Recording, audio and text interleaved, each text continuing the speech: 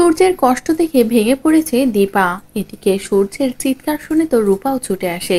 রূপা এসে আড়ালে দাঁড়িয়ে সবটা দেখে রূপার মাথা ঘুরে যায়। রূপা দেখে যে তার বাবা কোনোভাবেই মানতেই রাজি নয় যে তারা যমজ দুই বোন এবং তাদের বাবা সূর্য নিজেই, আর এটা মানতে না চাইলে সেটা দেখে রূপার আরো কষ্ট হয়। ঠিক তখনই রূপা লাবণ্যর কাছে ফোন করে এবং নিজের দিদিভাইকে সবটা জানায়। তখনই লাবণ্য হতাশ হয়ে পড়ে। লাবণ্য বলে, কি করব আমি এখন, কিভাবে সবটা সামলাবো, সূর্যকে কিভাবে শান্ত করব, কিভাবে প্রমাণ দেব যে সোনারূপা সূর্যেরই সন্তান।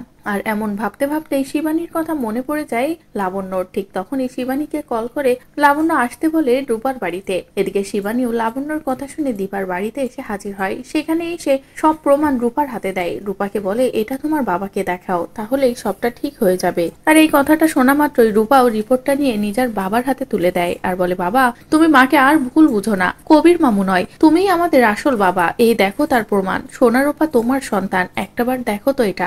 এরপরে সূর্য যখন এই রিপোর্টটা দেখে তখনই সূর্যেরও মাথা ঘুরে যায়। সূর্য মাথায় হাত দিয়ে বসে পড়ে আর বলে, এসব আমি কি দেখছি?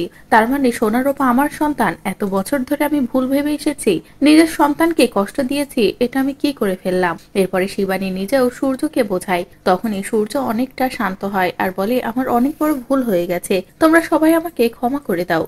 আর কখনো এমনটা হবে না, এবার আমরা সবাই একসাথে বাড়িতে ফিরবো, সবাই একসাথেই থাকবো। যে কথা শুনে তো সকলেই খুশি হয়ে যায়। তো বন্ধুরা, এভাবেই যদি রূপা আসল প্রমাণটা সূর্যের হাতে তুলে দেয় তাহলে সেটা দেখতে তোমাদের কেমন লাগবে কমেন্ট করে জানাও। পরবর্তী আপডেট পেতে চ্যানেলটি সাবস্ক্রাইব করো।